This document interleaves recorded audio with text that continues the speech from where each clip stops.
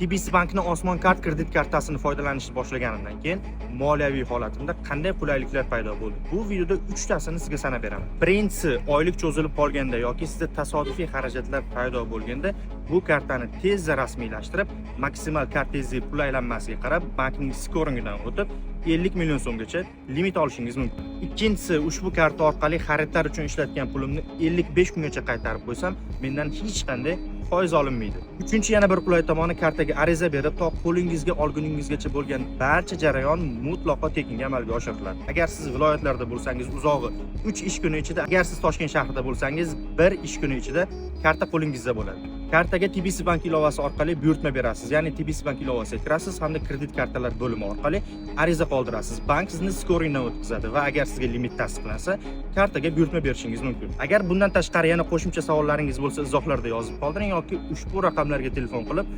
to'liq va batafsil ma'lumot olishingiz mumkin.